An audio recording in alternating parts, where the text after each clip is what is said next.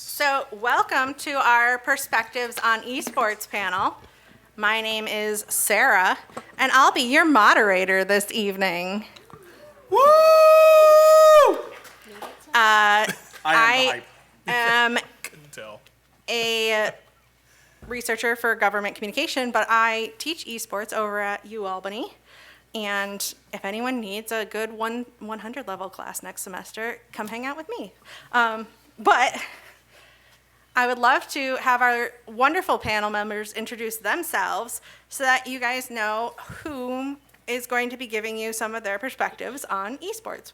I'm going to start over with Amanda because we just heard from you, so I figure we'll go with the familiarity and then build towards the less familiar. Cool. Hi, I'm Amanda Stevens. I'm the world's worst stand-up comedian and also a diversity, equity, and inclusion consultant in esports and gaming. That was concise. Good. My name is Gawrysiak. I'm the Executive Director of Esports at Syracuse, where I oversee all of the esports initiatives from the academic side to the competitive to community building and facilities that we have on campus. And I'm Nerys Jimenez, and I am a senior software developer and also a PhD researcher. I study cybersecurity and video games. My name is Oksana Oeser. I am a former semi-professional esport athlete and esport coach. Yay! Yay, panel. Like I said, I bring the hype. Thank you for your encouragement. So we will be doing Q&A a little bit later in the panel. I have this lovely Menti slide up here. If you have a smart device, you can use that to pop in a Q&A question or see other questions people have put in and like thumbs them up if you like them. But I figure it's just a little bit more efficient than the line that shall emerge later if we do it just by mic. But if you'd like to come up to the mic and ask a question later, that's going to be an option as well. But we're going to start off with me asking you some questions so that we can kind of set some expectations and tones in the room. I know that this was just in the last panel, but I don't know if everybody was here. So I'm going to ask the panel the first question, which is, what's esports to you? A sport. Yeah. As in a real sport, because it's been like a debated topic. Is esports a real sport? Because you're just sitting in front of a computer. And I say personally that anything that takes time, dedication, and skill, as well as coordinated practices and tournaments, can be considered a sport. Hear, hear. And I'd argue esports is even one of the most inclusive sports around, since you can be in any walk of life and compete in esports, whether or not you have a disability or any, which most traditional sports aren't disability friendly. You want to say something? You hide it well. No, so I do agree that esports is a sport. I've been an esports journalist. I've competed. I have been working in the industry in some capacity for the last 12 years. So I've heard all of the, it's not a sport, it's a sport. I'm just not having that conversation today. As I said during my panel, I think that esports can be just succinctly summed up as competitive video games. If there is a way to measure competitiveness, whether it's speed running, how quickly you finish the game, or like a League of Legends, can you destroy the enemy nexus consistently? It's a competitive game. Almost every video game has some form of a competitive aspect. Even a game like Animal Crossing can be played competitively. I can write a whole dissertation about that. I would disagree that I think that esports is actually less inclusive than sports. And that's just because we already have a baseline understanding of what a sport is and what needs to be done for a sport. And for example, we have wheelchair basketball, right? We have the Special Olympics. Esports doesn't create any of those systemic programs for people. When we talk about inclusivity based on genders and race, I mean, those of us who spend any time following esports, there was this really great thing that was done in South America, where they got a bunch of professional male Valorant players to do a study. They played Valorant with just like not their actual gamer tags, but still just like masculine sounding gamer tags.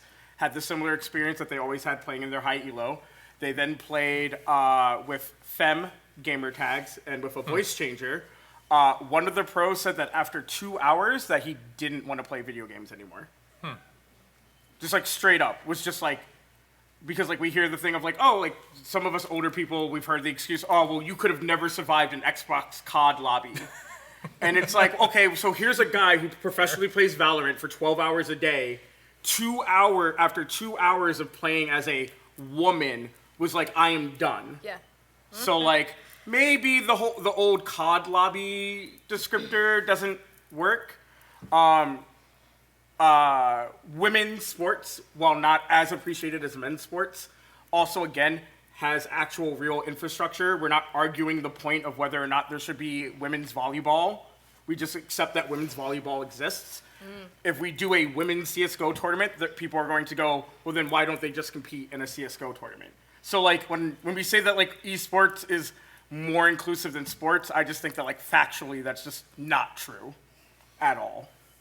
We got deep. That was a quick. good point. It was like, what is esports? It was And we supposed to got be like deep. a light starter question. Yeah, easy one to start. Yeah. No. Sorry, this is my wheelhouse. That, went yes, hard. You couldn't yeah, tell. Definitely. Amen, though. Yeah, thank Wow. you. Let's try one that maybe stays a little lighter. I'm just gonna chill luck. and drink my Sprite for a little bit, y'all. But no, y'all got I just this. want to see if you can spin this one that way. Because this one is, do you have a current favorite game? That's like an esport or just like a game? That's what I'm You know what? You just said any game can be competitive. All right, so like So I say any. any game. I've been playing a lot of MK1 right now, Mortal Kombat 1. But I think my favorite current game that's like a traditionally thought of esport is currently Street Fighter 6. And that is because of modern controls, which is a control scheme that allows you to do less button mashing in order to do special moves, really breaks barrier of entry to playing fighting games, because one of the biggest problems for being good at fighting games is being able to have consistent inputs. And when you take that part away and all you have to do is think about strategy and timing, it's surprising how so many scrub tier players are like, man, modern controls makes the game too easy. Well, if you're losing to somebody with modern controls, it has nothing to do with the modern controls and everything to do with your base game theory. So, Street Fighter 6. Every fighting game should have modern controls. Every fighting game should have a storyline system that encourages you to learn how to do basic fighting game fundamentals. So, Street Fighter 6. Jeez. My You answer. said if I could spin it, Yeah, I could no, you spin did. it. Yeah, you can't. My answer is think- not that excellent. deep at all.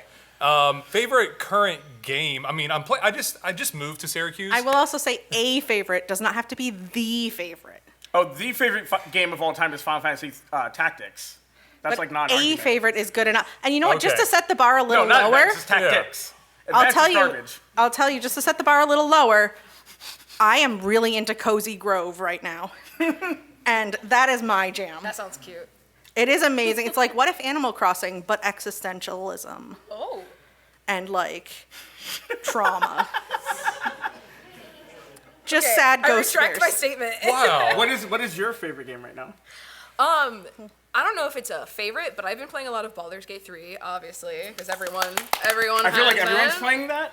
But I became so when I stopped my Sweaty game stint life. as my sweaty gamer life, and I stopped grinding like my competitive games for 6 hours a day because I had to be the best of the best, and I got to chill and play whatever game I wanted. I became hooked on Civilization 6 for a long time. Yeah. 6-6. I became hooked on Civ 6 for a long time. Did you have a specific leader? Oh yeah, Lady Six Guy. All right, mine is really basic. I don't have anything unpacked yet except for my SNES Classic. So I'm playing a lot of Super Mario RPG. Yes. It is a Nice. fantastic game. Really simple, straightforward. I don't need to think about anything. Favorite game of all time? I mean, I used to be really sweaty and competitive at Halo. The only good one, Halo 1. Okay, and not to date myself, but that's all I competed at. Everything else was terrible after that. I don't care what Also you say, a couple it was years ago, terrible. right? Just a few years ago, just like 2 or 3 years ago is when I was really in my Yeah. heyday for it. But yeah, Halo 1, but I'm also playing a lot of, when I had my PC unpacked, AoE 4. Big fan. Good choice. Good choice.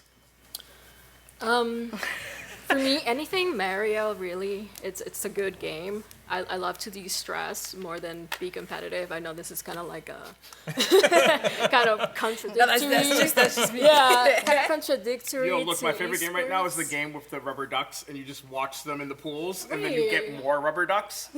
There's no active gameplay, so I'm not a sweaty gamer, right? Like, That sounds great. yes, And it's any, on Steam for like $2. and any fighting game, it's a good game to de-stress or play competitive. Fun fact: the only fighting game I've ever played was Soul Cal 6. We're friends now, bonded forever. Perfect. I used to play the arcade fighting games, like where you had to actually have quarters. Yeah, Yeah. that's how you get good. Yeah. Talk about pay to win, right? Yeah. Is it literally. pay to win if you pay 1 quarter and everybody else funds the arcade while trying to beat you? I was never that good. Oh, okay. different timelines. Yeah. Got it. Yeah. You know that button mashing? Yeah. Yeah. That's What's that? Just Oh, make okay, it okay, okay, tons of yeah. chaos, and that was me. So one of the things that people ask the most about esports is how do people esports? Like, how do you even get into this? And I know Amanda touched on some of it. Community centers would be amazing, and helping people learn some of these more complicated games. Like, if you dropped me in Overwatch right now, I would be very overwhelmed. It would be Yes. overwhelmed, not Overwatch. So what sort of Director of skills Esports. and talents do you need to succeed? How do we get people into this as a viable option for them? Interesting. So, I'll share my humble beginnings in esports. I grew up playing very little video games. I was so ADHD that I could not sit still for more than half an hour at a time. So playing video games was very hard until I got into about high school, and my little brother wanted someone to play video games with. So we started playing Overwatch. And then I realized I was really good at that. And then, so I went to college initially to be a violin performance major. And like everyone in college, I changed my major. And I didn't know what I wanted to do at all. Literally was lost. But then I remembered I had such fond memories of playing video games side by side with my little brother that I decided to enroll at SUNY Canton for their video game design and development program. And keep in mind, I did not know the difference between software and hardware when I signed up for this major, to put that into perspective. And the school, SUNY Canton, announced that they wanted to add esports to their list of sports that are available at the college. And I kind of like ran over to the nearest faculty member when I heard that news and was like, please, please, please, if you need any help, I will help. Please make this a thing. I'll do whatever you need. Just like make this happen. That sounds great. That sounds fun. I liked playing little video games with my brother. So I think maybe it was me, first time away from home in college as a freshman. Maybe I missed a part of home, and I wanted to play games to feel, to kind of bask in a little bit of nostalgia. So that's how I started, was my humble beginnings in college. No experience or introduction to gaming, esports, or computer science stuff. Like, could not tell you the difference between software and hardware. And it was hard. It was very hard. I was pretty much the only woman to ever be in a room, ever. Not only just in my major, but also when I went to esport practice. And it was very hard. I felt very alone and excluded. I didn't feel like I had anyone to talk to. Even my coaches and all the faculty and staff were all males too. So I felt like if I were to share some of my problems that I run into being a woman in gaming, that they wouldn't be able to understand. So because of that, while I was in college, I started focusing more on like diversity and inclusion in esports. It was mostly just I tried my very best to make esports feel as comfortable and accessible as possible. I didn't want anyone to miss out or, decide that they didn't want to actually be in esports because it looked a little scary. It was too daunting. They didn't feel welcome. So I really did everything that I could while I was in college for 4 years to try to make esports feel a little warmer and more welcoming. And now, these days, I'm an advocate for starting like esports in the high school level. I've written even some video game development curriculum for high school students through TVGS. Tech Valley Game Space. Tech Valley a Game 501c3 They're nonprofit. here. They have a booth. So that's kind of my introduction. It was really cold, really hard, very unwelcoming. And I stuck through it even when I thought that I couldn't continue anymore. And I don't think anyone else should have to go through the same and experience the same hardships that I did.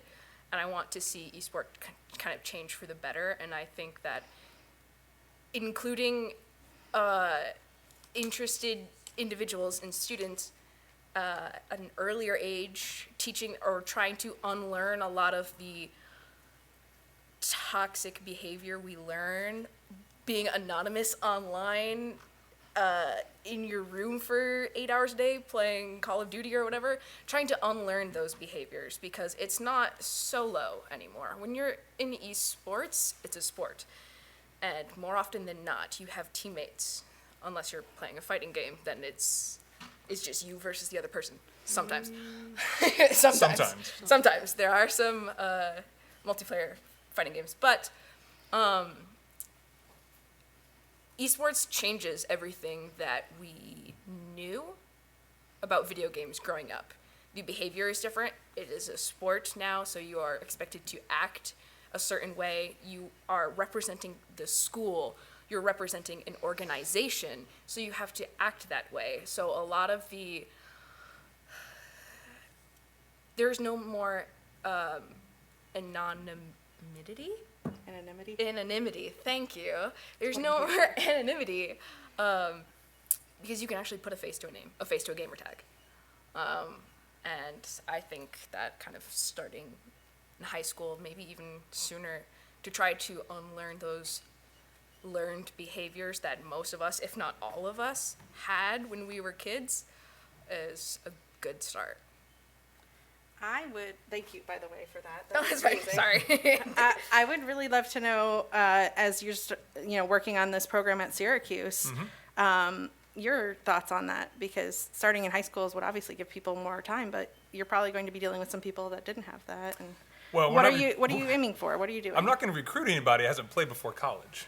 That's going to be tough because we do want to compete for national championships at the collegiate level. Yes, high school, but actually middle school as well, as well as community centers. I think YMCA's as well. We have to get them into community centers. But I had a call yesterday with the middle school principal for a while, and he wanted to start an esports program at his middle school. It's actually the middle school my daughter goes to, so I was like, perfect. I'll have a call with you. I'd have a call with you anyway, not just because my daughter goes there. Being new to this area, I'm still trying to explore what the high school scene is like in New York. Because in Virginia, it's very existent. And that's because I helped start it 4 years ago.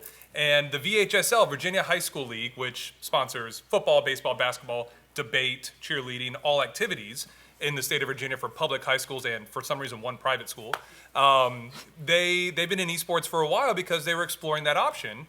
And so I helped set it up, helped run the leagues. We hosted championships at my previous institution, which is the other SU, Shenandoah University, which won a lawsuit against Syracuse University, by the way, chalking up for the little guy, because they use su.edu. Syracuse is syr.edu. And that's because Syracuse tried to sue Shenandoah for su.edu back in 1994 and lost the lawsuit. Fun fact. So I helped start it in Virginia, ran that for a few years. It was through a company called Play Versus. Yes, thank you. Enough said. Wasn't the biggest fan, and so I was glad that I was able to take a lot of the responsibility away from Play Versus, even though a lot of the funding had to go through them. There have been things that have gotten better at Play Versus over the years. I'm not saying everything is good. I'm saying I felt that look. It hit me really hard on the side of the face. Coming here, I think that we have to introduce healthy gaming habits to all students starting in middle school, if not earlier. And I think there are opportunities through things like summer camps that we can do things like that. And I'm not talking about introducing them to how to compete as a team of 5 in Overwatch, right? Yeah. I'm talking about, how to set goals, how to communicate, how to work together in a healthy manner, so that we can teach them the positive aspects that esports and gaming has to offer, so that by the time they get into middle school, they're starting to take it maybe a little more seriously now, and then especially into high school, because there are scholarships opportunities to go to college to compete on these teams, and a lot of instances full ride scholarships. I'm not saying Syracuse is doing that. I'm also saying we're not doing that. But there are a lot of opportunities for kids now to get an opportunity to go to school. And the first question was it the first one? What is esports? Yeah. To me, competitive video games, 100%. I've been a college professor for 12 years at this point, so I could get really academic on that definition. I really don't like doing that, so I always go with competitive video games, way easier. But another way to look at esports is it's an educational opportunity, right? It presents an opportunity all middle school, high school, and college for students to be engaged for a reason that wasn't previously there. Just like students that maybe play football or play volleyball or play lacrosse. They're more attached to their school and tend to have better grades and better attendance when they do participate in those activities. Now, esports can offer that same kind of opportunity and reaches a demographic that largely hasn't been reached before. Some cases, sure. You will get some jocks that do also play video games. I think you said that earlier. Yeah. Go ahead. No, so I think one of the things that should be known is that and this is something that you may not observe if you're not someone who actively follows esports, is that you don't get a lot of people discovering in college oh, I want to be good at League of Legends. Yeah. You'll have someone who probably started playing because their friend played, and then they find out they're very, very good at it. But when we're looking at people who are actually getting to the professional level or playing for an org like a Cloud9 and Evil Geniuses, something like that, or even, and I'm using North America specifically because the esports culture is very different here than it is in Asia, where it is very common for a 16-year-old to get scouted by an org and join one of their amateur teams and be part of that farm system.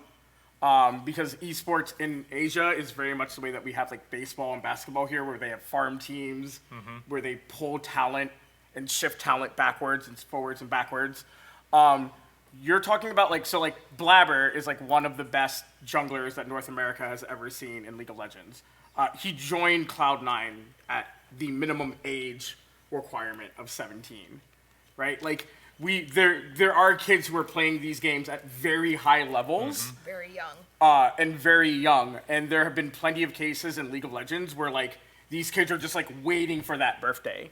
Yeah. And everybody who knows that these kids are at challenger level, meaning the pinnacle for Riot game, it's different words are used for different games, where we're where you'll hear casters even talking about just in general, they'll be oh yeah, and there's this jungle main, he's 15, let's see if he gets picked up when he turns 16. So there already is youth creation into getting to esports, and there are things like Play Versus, and the high school esports, what is it? HSCL. Yeah, another not so great organization. High School Esports League.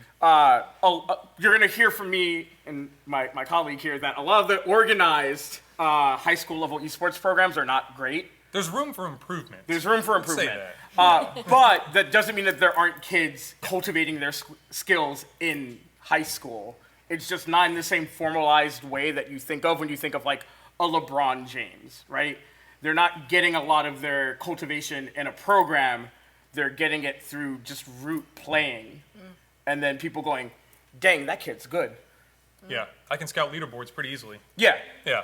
You can't do that as well for football. Right. And not that that's the best indicator of skill. It's an indicator of Because skill. you can be a leaderboard hero and have Right. no inter-team skill. Or terrible on the leaderboards and be a phenomenal team player. Yeah. It can go either way. So, but it is an indicator. We're getting more and more combines, showcases, open houses for high school players to be able to compete together in more of a LAN competition, LAN area where they can be scouted. I used to host a couple of those. I'm going to start hosting things like that here in New York as I get more settled and unpack boxes a little more.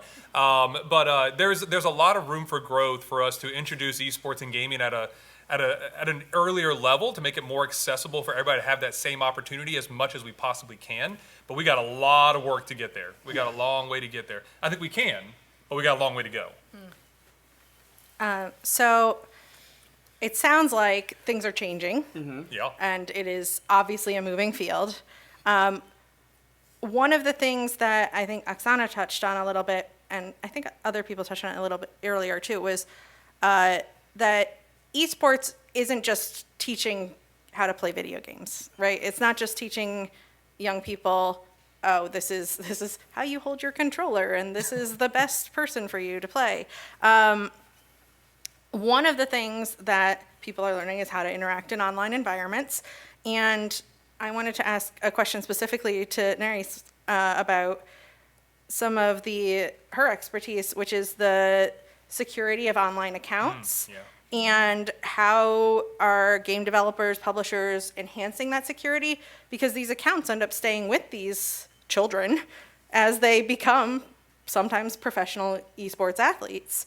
And what do you see happening in that cybersecurity sort of space? So one of the things that I'm currently looking at is the issue of cheating when we are in this game space, right? So esports, very competitive. Obviously, there's rewards for advancing and doing better. That's the whole point of playing. But what we're seeing in this space is a lot of cheating. And so that allows for anti-cheat systems to be created to prevent this cheating. But what I'm seeing is how these anti-cheat systems per se may not be as secure as you think you are, right? Because let's think about what these anti-cheat systems do. They collect data, all kinds of different data from the players, and so that causes a variety of issues. So what we're seeing is a lot of different issues, not just with data breaches. We're seeing, esports events being breached, being attacked, network attacks, pretty common. We see cheating being an issue in the esports and also just video games in general. So there's a lot there that could be improved, especially when we touch in the areas of privacy and security. So I think one of the things to think about when we talk about something as broad as esports is that, and this is I think kind of like a media problem, is that when we say somebody's playing League of Legends at home, we still call it esports. Right. But esports playing you and I playing together one night, duo queue, is not the same thing as Cloud9 versus T1 today at Worlds, right? Those are two different things. Most esports titles, for the broadly speaking, so when I say most esports titles, I'm talking about the premier esports. We're talking Counter-Strike, Overwatch, League of Legends, Valorant, Apex to an extent, and then it starts to go down from there as far as titles. So when I say esports right now, I'm speaking of a very specific, what we would call tier 1. Most of them don't have robust anti-cheat. And so for example, I could give you a program to put on your computer when you're playing League of Legends and you will never miss a skill shot ever. Now, if your opponents realize that that's happening, they can report you, and then Riot will analyze that gameplay and be like, that does look like aimbotting. But when we're talking about esports at the very premier level, cheating starts to weed itself out, and that's because there's a lot of like safety measures put in to restrict. For example, when you play competitive League of Legends, you turn in your mouse and keyboard at the end of the match. It goes in a plastic bag, it's zipped up, and it's put in a locker, and you are not allowed to touch any of that until your next match. You aren't playing with your own computer. You're playing with a computer that is watched. What some of the cheating comes into, we had a bit of a spike in cheating for FPS games during the pandemic because it was a lot of playing at home. And so you can try to sneak some stuff onto your computer. But even that gets caught very quickly, and it's not terribly rampant. But like it is, just like doping is an issue in sports, cheating is going to be an issue in esports, because if you think you can get away with it, you are going to try to get away with it. But I would say if we were talking about esports 10, 15 years ago, I would be like, yeah, cheating's a real big problem, especially in like CSGO. If we're talking about like nowadays, just because CSGO is like a very different system, and there's a lot of ways that you can get things onto the game computers that you can't do in League of Legends. Very much. But like nowadays, especially with the cash injection of venture capitalists and angel investors, TOs just can't risk that anymore. And so we have seen, I would say, more cheating in the pre-professional area, but drastically less cheating when you get to the professional, even tier 2 scenes. So you started to answer one of the audience questions, which was, what do you think the media misses when they're covering esports? And I was wondering if the rest of the panel wanted to kind of delve into that a little bit more. What do you wish the media did better when there's coverage about esports in the media? Other than that, the only question that seems to ever get asked is, are esports going to the Olympics? They are. They're in the Asian Games. Because that's, I feel like, what every ararticle gets There was written Olympic about. esport week. Yeah, with no Olympic- tic-tac-toe with no esports is titles. definitely an esport. Yeah, that was awful. Yeah. What does the media miss? I don't know. I mean, I'm going to take a really kind of shallow answer on this one, but I think the media just in general misses telling stories to kind of normalize who esports players are. They love talking about orgs. They love talking about maybe Prize scores or results, prize pools. They don't, you got to tell stories so that you can make these names more household names. We know Faker is probably the most household name for an esport athlete of all time. I'm not going to say like content creators like Ninja. We're not going to count any of those. But I think the media just misses telling stories around esports that creates drama, creates narratives for the audiences to understand at a more mass level. Because that's why we like watching. That's why people love LeBron James. He's more than just a basketball player because he's covered from so much more than just basketball. Sure, he was famous for basketball. That got him there. But so many stories have been told and covered for him for more than just basketball. So I think that the media could really do a better job covering those stories. I think covering the collegiate scene for esports is missed by the media as well. There is a lot of really good stuff going on in the collegiate scene. Maybe we'll see more of that with Esports Winter here. I don't know, but I think the media can, Esports Illustrated, a division of Sports Illustrated, has started covering the collegiate scene a little bit more. I helped organize that through the National Association of Collegiate Esports, or NACE, which is a big third-party organizer for collegiate esports, kind of the NCAA of esports, but I hate saying that. So we started working and getting students more involved as interns, working with Esports Illustrated to cover the collegiate scene a little bit more. But a lot of it is still very surface level. It's score reporting instead of storytelling. So I think we're missing that right now for the media because it's just not as exciting. People don't know their names, but you're not going to know their names until you tell their stories, but you're not going to tell their stories until you know their names.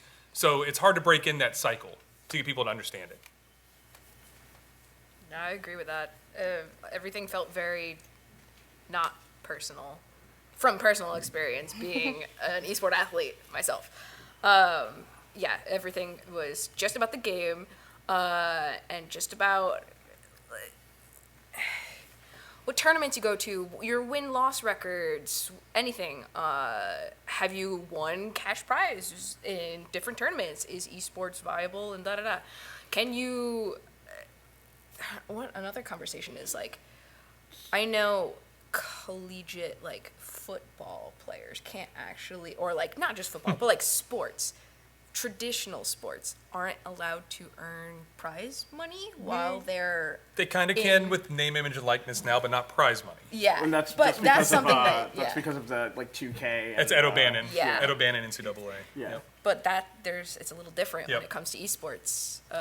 You can just join a tournament on the weekends with your buddies, win a couple $1,000s.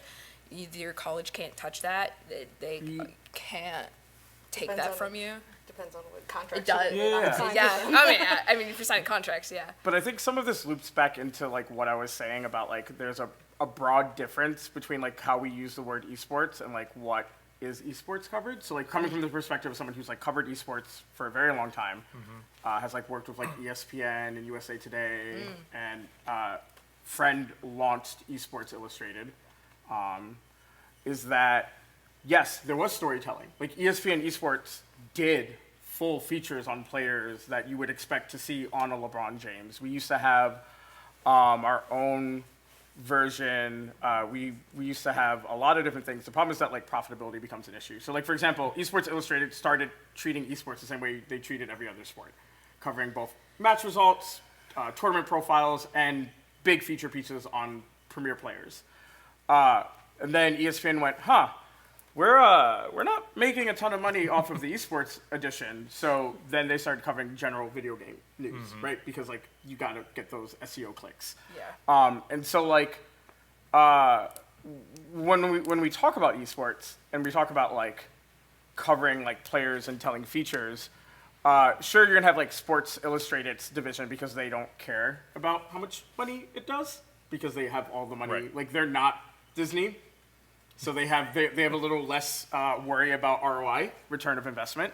But then you have organizations like The Score. So The Score is a Canadian-based sports outlet. They do have The Score Esports, and they do longer features. The Score Esports also doesn't make billions of dollars, right? Yeah. So like, I would argue that the media, to an extent, is already covering esports. I think part of the problem is that full investment into esports isn't going to reach the degree that we're all talking about because it doesn't have the same profitability, right? Like, do we think the Cleveland Cavaliers are hurting for money? No. Do we think like even a team like the New York Jets is hurting for money? No. We would like a few more wins per season, but we're not hurting for money. But when we're talking about like a premier org like Cloud9, one of the best like North American esports organizations, they vary at like a baseline level are in what is it called? The black is when you're positive? Yes. Yeah, very like some of the most premier esports orgs, like you could like picture in your head if you follow esports, except operating in the red. And if there wasn't that venture capital period in esports, you wouldn't even know that they existed. Yeah. Esports got crippled by the FTX situation. An org literally is leaving. TSM, Team Solo Mid, is like a long-standing premier esports org in North America. It's like a name brand. If you know anything about esports, you've heard of TSM. To give you an example, TSM wasn't competing in a League of Legends World Championship, and fans were still chanting in the audience, TSM, TSM. Like that level of like brand recognition. They had a $242 million deal with FTX. They have laid off 60% of their staff and are no longer going to be competing in North American League of Legends. Can you just tell us a little bit more about the I'm assuming you mean like the crypto FTX Crypto Exchange. Yeah, the crypto exchange. Real short, Sam Bankman-Fried is a huge League of Legends fan, and when FTX took off, he got TSM to sign a naming rights deal with the org. So every player at TSM had to be TSM FTX, whatever their gamer tag is. TSM was TSM FTX. Yeah. When they lost the $242 million 10-year deal, they were in a massive financial hold. They are now looking to compete in a different region, with the PR version being that they are doing this because they do not view North America as a competitively viable scene. 'Cause it doesn't This make is you money. arguably true. Yeah. However, it is also a lot cheaper to buy good players in other regions because the expected contract amount is much lower. So you've kind of touched on how the esports like professional world, the highest levels Yeah. at this point, have actually had a lot of layoffs recently. Yeah. Yeah. All across the board. So there's obviously a struggle right now to go Right from now? well to especially right now to go from the as you said the venture capital Yeah. phase Yeah. where people are willing to lose the money to figure out how do we make this a viable ongoing industry. Yeah. I was wondering if any of you had any perspectives or comments about that phase of it's like the teenage years of esports. Yeah. Like it's growing pains and it's been very painful for a lot of people. Right. I would call esports not even a teenager. It's kind of like a young adult where you're now figuring out that like, oh crap, I have like bills to pay. 'Cause like when you're a teenager, you still have, some of us had jobs as a teenager. So this is the ramen years. So like you work hard, right? You get your money, maybe you're saving it for a car or like that really expensive thing that your parents won't buy you, but you're still making money and you're still working. You understand the working world, right? But then you get to college and you like have to like pay for your apartment and pay your electricity and file taxes and all this other stuff.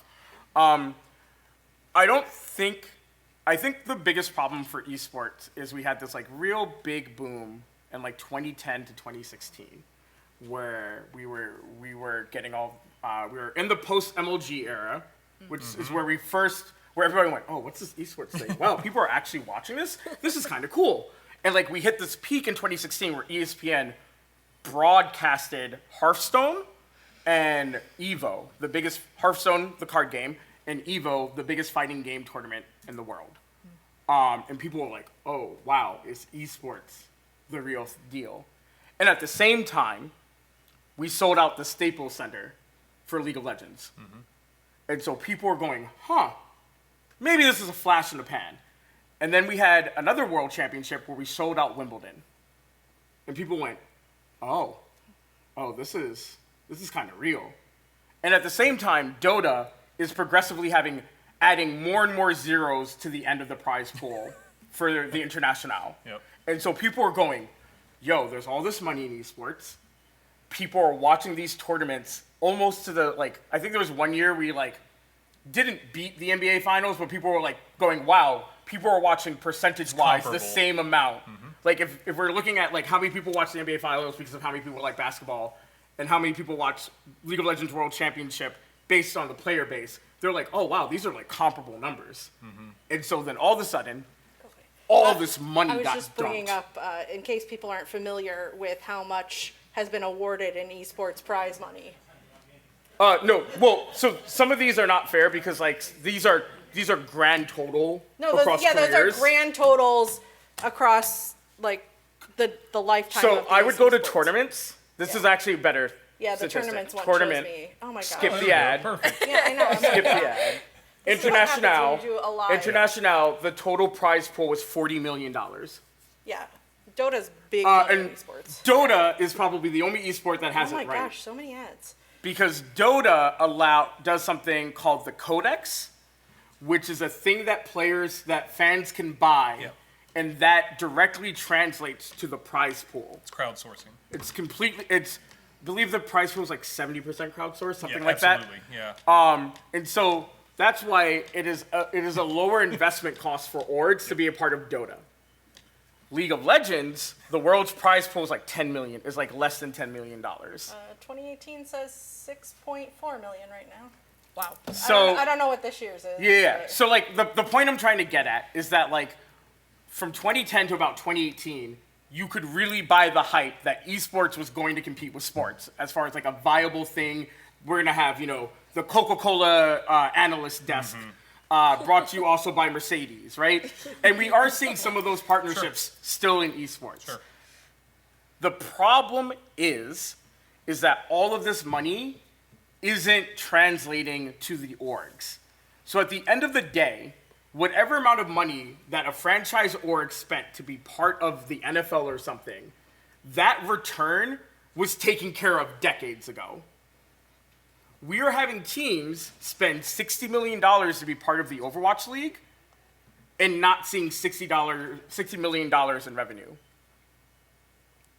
Because there's no proper way to monetize esports. Because one of the premier ways that you watch esports is on Twitch, which is free.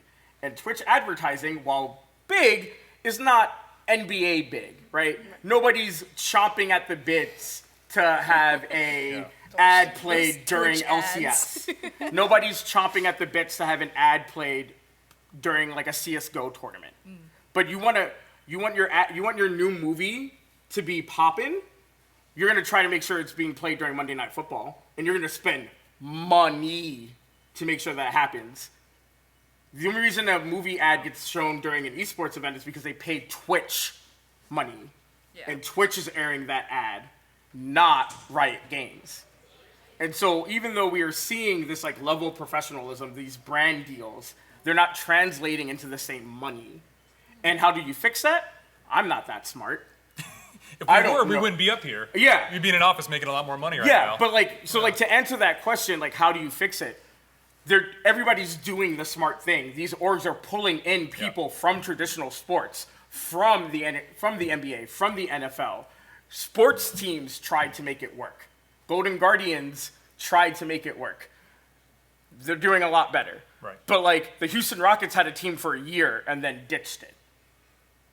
The Madison Square Garden Group bought CLG, Counter Logic Gaming, and now they are out. Counter Logic Gaming is now completely out of esports 3 years later. So like, if even the old money of traditional sports isn't figuring it out. So that sounds like one of the pretty strong challenges for the growth of esports. Well, I think, But- growth meaning financially? Yeah, like viability and long-term financial. Yeah, but like at the same time, TSM left the LCS and now there's Shopify Gaming. So like these leagues will exist because like the publishers will prop them up, but like what eventually is going to happen is you're just going to see a rotating door. Yeah. You're going to see premier orgs that you as a fan have known about for years and years and years leave, and then these with new venture capital money go, oh well, we want to be in the LCS or we want to be in the Overwatch League. And so like esports isn't going anywhere, but that like golden ticket we were promised in like the 2016 to like 2018 era of like, hey, we're gonna be multi-billionaires. That's like not happening, and that's never gonna happen. And I don't think esports is ever actually going to get to a comparable place as like the NBA. Let's take a slightly positive spin, though, at this Oh, point. I'm sorry. You're fine. Sorry, I'm a jaded person working in this industry for like 12 years, No, but- so I've so- seen the ups and downs. So here's the thing I wanted to ask about it, and this comes from some of our audience questions, which I've been trying to work in. I hope Sorry, you guys have guys. noticed it. I talk. No, we've covered a lot of the topics that people have been asking about. Also panelist, I talk a lot, I'm sorry. So I would like to ask more about what opportunities do you see in esports today for people looking to get into it, people that are maybe trying to learn more about how to play games better, like maybe dedicated practice with Aim Lab, but the supporting cast of characters for esports is very wide and broad. So I was wondering if we could talk a little bit more about some opportunities, whether it's as an esports athlete or just as a supporting member of the general ecosystem that fuels esports. Supporting member. That's where the jobs are. I mean, Yeah. content creation, broadcast production. Yes. That is a massive, massive area. And you don't have to be an esports expert to be in that, by the way. No, I think most League of Legends, Yeah. professional League of Legends casters are like gold. Yeah. They're like gold rank. They're not that good at the game, but they like, they have this ability Most of to them are break it down. master, Really? except for Rivington, who's Yeah. no longer a caster. Azael peaked at Diamond 1. Is that a cue? Is that a cue? Yeah. is that the sign? Is that Sorry. a gong? Said, get out! Get out! Now we're Azael gonna have peaked the at- real talk once the Azael lights peaked go at out. No, I'm Diamond kidding. 1. Vedidus from EU is master. So Other than content creation, which is obviously a huge opportunity for people, not just in like So- actual Twitch land, right? But content creation and learning broadcast skills are huge in billions So those are the of most like industries. secure jobs because Yeah. broadcast teams don't experience layoffs in the same way. They might stop being full-time employees, but like there's still avenues to be contractors. If you're someone who's here right now and is like, I'm going to law school, esports law is a real thing and like does make good money, and there is an esports bar association. If you're like, man, I'm really good at copywriting, or still need people to write copy, I want to be an accountant. Go on Hitmarker right now, which is like our big esports job posting board, and put in accounting. There's probably currently like 120 roles. Yeah. Like what a lot of people forget is that esports is like an industry just like any other, and not all of it has to do with gaming and playing and being in front of a camera and being a content creator. Yeah. If you are very passionate about esports, but you don't want an esports degree, which is also very new and some orgs look at very kind of sussily, because like what does that mean? And this is again positive. Esports degrees are real and they matter, and you will get jobs with them. I would always do it as a double major. And I would also say that like if you're someone that like again into accounting, into copywriting, into legal, into physical therapy, there's so many roles inside esports. Chef. A lot of teams live in team houses and do hire culinary experts to make sure that players are eating a balanced diet. There's SEO? so many things that you can do in esports and not be an athlete. Hi, I'm in esports. I'm hard stuck gold. I work as a diversity, equity, and inclusion consultant, right? Like, I don't know how competitive you play games now, but you work in esports. Yep, I am not good. Heartstuck Gold as well. Team Heartstuck Gold. There we go. Yeah, it's absolutely. And esports degrees, you do not need an esports degree. Having written a couple of esports degrees and teaching an esports degree program, it is a path, it is not the path. And if an esports degree only taught students to work in esports, it's a terrible degree program. It has to teach transferable skills that go across different entertainment and other industries. It's also not about the degree and a piece of paper. It's about the experiences and the network you have by the time you graduate that get you a job. So when building an esports degree, it's not about being in the classroom, and I tell students all the time, classroom learning is great, go to class, get good grades, but it's about the experiences that we do working other events, whether it's on campus or outside of campus, traveling to other countries and meeting people from other countries that don't look like you and don't talk like you, but work in and around the esports industry, and understanding how to develop a network and sell yourself. That will help you get a job. Not an esports job necessarily, but a job. Esports degrees are, yes, looked at very sus. And I encourage our students that get those esports degrees to then have a conversation with people interviewing them. Because then you talk about the experiences that you have, the people you know, and the skills that you have while getting that esports degree that can help you get a job. It's like a sport management degree, which used to be looked at as very sus, maybe still is in a lot of circles, but that started longer, so that's the why it, like, 1970s is when it started. It was looked at as, what the hell are you doing? You're teaching kids how to play football for a college degree? That is not what a sport management degree is. An esports degree is not teaching kids to play League of Legends. It's how to work in the business sector or the communication or the content creation, game design sectors that are esports and more broadly gaming, which are two very different words that people have to understand. Yeah, so realistically right now, I would say most of the local universities have some form of an esports program. Most of them have competitive athletic program esports. I know SUNY Albany just hired a director of esports. I would get involved. I would literally just stop by the university, even if you're not a student, and be like, hey, I'm really interested in doing accounting, and I would just like, if you guys need help with like a budget plan or something, I would love to like work on that. Yep. P&L statements are big. Analytics. We have a lot of sport analytics at Syracuse that are working with our esports club teams to scrape data for them, because API integration is not a great thing right now in a lot of esports titles.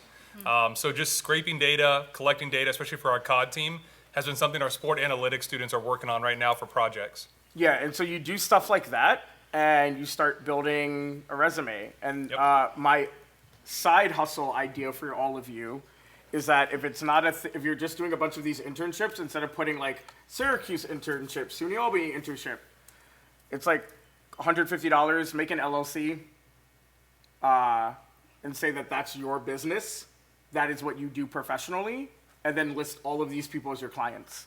Or you can spend $25 at the county clerk's office to get a DBA certificate, as discussed in my earlier talk. So the only reason why I say this is I've experienced this as an issue as a contractor. If I didn't have it, I almost didn't get to work for Red Bull Gaming. If you're going after bigger fish, you got to have a bigger company. Yeah, so it just, yes, there are smaller business licenses. I will tell you right now that if you really want to scale up and eventually You can do, always like, change what I'm later, doing, too. then like that's a path to do. You can also just put on your resume that you are a business and say that these people are your clients, but it is much better for you in the long term when you're trying to advocate for yourself to, instead of saying, well, yeah, I did a little bit of work here and I did a little bit of work there and it's 2 months here and 1 month here. Say the first time you started working, doing this internship contractor stuff to present, and then list people as clients. And then that way you get to pick and choose who you put as recommendations. Because if you put all these places and then they call Syracuse and you were just an intern, unfortunately you're gonna get somebody who goes, I don't really remember Samantha. Right? All I remember is that she did. But you know what I mean? Like I've had it happen to people who they take the idea of like, oh, I'm gonna do a bunch of internships. But if you could run into a situation where like you did a good job, but not enough that like is going to really show your skill set. Whereas if you just group it all together, it shows that you're a viable person to work with all of these different people in this one hyper specialized thing. That's some pretty awesome advice. Yeah, that's And I think we're about going to get Shepherd hooked soon. Yeah. So I'm going to wrap us up a little bit with a final question for you guys to answer Not me. Briefly. We'll have you go last, and Good. then if we get Shepherd hooked, it's Good. you'll Perfect. get Shepherd hooked. Amazing. There's no election again. But also, just to say that somebody in the questions came up with that we need esports bars and cafes in this region. Yes. Yes. So there's another almost supporting had role. one. There's another supporting role. Somebody get out there. We were and gonna have one make in it Troy. happen. Oh, well, see, And then the pandemic. So there's a LAN cafe in New York City the pan. that was going to open up a one in Troy because they were networking with Bard and Baker to like get a feel for the yeah. like local gaming community. If you want to hang out with the gaming community, Bard and Baker's They had not a bad. already like booked the venue. They were hiring contractors, and then because of the pandemic, they just couldn't afford to run 2 locations, especially not in the same area. All right, so the same time. your last question as we run out the clock here. As the audience is leaving today, what is the one resource that you would recommend them to check out, or the one thing that you want them to do in their quest to know more about esports or to help make a difference in this field? Or what's the one thing you want to leave them with as go forth and? Well, I would say this is more applicable to women in gaming / STEM. I was a 1000 Dreams Fund Broadcast Her grant recipient, which helps fund women in STEM and gaming, and they have a lot of resources and people you can talk to in the industry. You can make a lot of connections that way. Not only did I win that grant, but they flew me out to Las Vegas to go to the HyperX Arena to I ended up casting some matches with some of their professional casters, but also like you get to see like behind the scenes. You get to talk to the audio guy. You get to talk to all these different people, and they have a lot of resources and like connections you can make. Awesome. Nerys, did you have a suggestion for the audience? Yeah, I think it was brought up before, but definitely check out your library. Your local library is a great resource for a variety of things that you cannot even possibly imagine. People are there to help and utilize those resources. Thanks, Joey. Grab my card. It's up. I also have my card up there. And I got a Discord symbol on there. That was an act of Congress to get through at Syracuse University. Get that on a business card, but I got it on there. So hit me Business up. card's better than mine. Hit me up on Discord. Hit me up on email. Discord's better. I've also got a flyer talking a little bit about the program that we're building there. And we are hiring a number of positions. If you know people who want to work in collegiate esports, either the faculty side, we're hiring a director of competition, broadcast production. I need some tenure track faculty, research assistants. I need a lot of people. Something's happening up here. But working on hiring a lot of people because we are building a lot of facilities. We're building 2 brand new facilities on campus. One of them will be focused on student engagement, student recreational play, in addition to the one we already have for student engagement, student rec. And they're building a 3rd one that was more for academic and competitive use. And we need people to staff those. I need people to work in the program, people to help me out. But I think Amanda mentioned Hitmarker. If you're looking at jobs, Hitmarker is by far the #1 resource for looking at jobs in esports. HITMARKER.com. I think it's .net. .net? I think it's net. Google it. Because I always get that wrong. .net. I always- Hitmarker.net. I think, yeah, whatever. Hitmarker is great. Yeah, but if you want to get involved, ask people in your local area. Ask middle schools, high schools, even local colleges, hey, do you have a program? What are you doing for esports? Can I volunteer? Ask Can I... Tech Valley Game Space. Yeah, just, you've got to, it's out there. Ask around. Put yourself out there. Don't be afraid to put yourself out there because there's a lot of opportunity to get your foot in the door. And for all the negative that's going on, there is a lot of positive. There is growth. The collegiate scene is extremely strong right now. Maybe as a byproduct of the professional scene actually coming down a little bit, it has bolstered the collegiate scene. I think the high school scene also is starting to grow and make some waves. So there are a lot of positives. So get involved, get your name out there, get to know people, and you got an opportunity for real. Real quick, AnyKey.org is an initiative to create less toxicity in gaming and on Twitch. I want you to go to AnyKey.org/GLHF to take the Good Luck Have Fun pledge. It's basically a pledge to not be an asshole on Twitch. Also, you get a fun global Twitch badge that will permeate whenever you're in Twitch chats. People can click on it, and it's the only interactable Twitch badge that then takes you to a website. So it then propagates, so people are like, oh, what's this weird badge this person has? Clicked it, takes you to the Good Luck Have Fun pledge, gets more people to sign up, tells more people that, hey, this person might not be an asshole.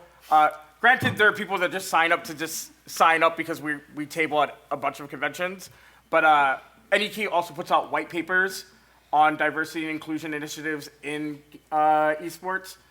They also do a lot of the ESL work for women and non-binary CSGO tournaments, which I help with that as well. So that is my base thing, NEK.org/GLHF.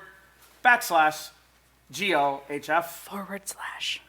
Is it forward slash? It's always a /. Leave me alone, all right? I'm just talking all day. So is that N-E or N-E. N-A-N-Y? ANYKEY. Yep. How about we also ANYKEY. pop it in the Discord for this lovely event, which will I'm so happen whack. shortly. Big brain.